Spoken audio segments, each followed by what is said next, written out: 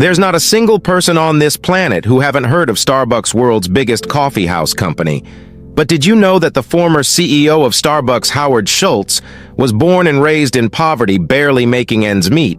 And when things got really tough, he even had to sell his blood a couple of times. This is the success story of Howard Schultz, how he went from living in poverty and struggling for money to survive, to transforming Starbucks into a $100 billion company.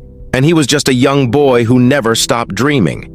And here is why you shouldn't stop too. He was born in a very poor family. He spent his childhood living in a small one-bedroom apartment from a public housing projects. His father was an army vet and a truck driver and spent most of his life working low-paid jobs. When Howard was only 7 years old while delivering diapers, his father fell on the ice and broke his leg. And because of this, he was fired from his job and with no medical insurance and no savings. His family was struggling for money. That image of his father laying on the couch, feeling hopeless, crushed, and defeated left a permanent mark in his memory. It was one of the biggest defining moments in Howard's life. And to get away from all of these problems, he used to sit on the staircase in his building, dreaming of a better life. He played football in high school and earned an athletic scholarship to go to college, but he didn't want to play sports and decided to major in communications. So to pay for college, he had to take student loans and worked many odd jobs to make ends meet. Few times he even had to sell his blood for money to survive.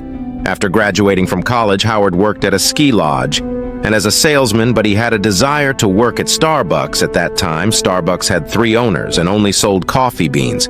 So at the age of 29, after a full year of convincing the owners to hire him, he finally got a job at Starbucks while on a business trip to Italy.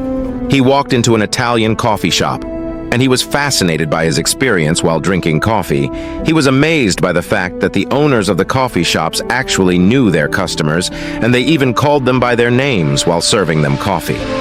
Excited, he traveled back to the US trying to convince the Starbucks owners to accept these incredible new ideas, but the owners rejected him. So Howard quit Starbucks and went on to create his own coffee company called Il Giornale. But he had no money to fund this company in the course of the year. I spent trying to raise money. I spoke to 242 people, and 217 of them said, "No, try to imagine how disheartening it can be to hear that many times why your idea is not worth investing in."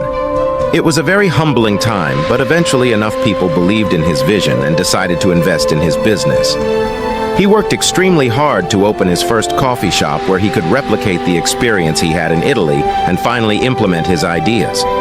After a few years, Starbucks went bankrupt, and Howard bought the company and became CEO of Starbucks. He rebranded his company with the Starbucks name and expanded across the United States. Today, Starbucks has more than 30,000 stores around the world and market value over $100 billion. And Howard has an advice for you in life. You can blame a lot of people and you can wallow in self-pity, or you can pick yourself up and say, listen, I have to be responsible for myself. I believe life is a series of near misses. A lot of what we ascribe to luck is not luck at all. It's seizing the day and accepting responsibility for your future. It's seeing what other people don't see and pursuing that vision. I feel so strongly that the reason I'm here is I dreamed big dreams. I dreamed the kind of dreams that other people said would not be possible. I cannot offer you any specific secret recipe for success, the perfect plan, how to reach the pinnacle of success in the business, but my own experience suggests that starting from scratch and achieving much more than what I dream about is quite possible. But if you wait for the perfect conditions, you'll never get anything done. But the good thing is, you can make a decision and take control. Now remember something, a year from now you may wish you had started today. So what's your story? If you found this content valuable, be sure to like, subscribe, and share your thoughts in the comments below. Thank you for watching, and I look forward to seeing you in the next video.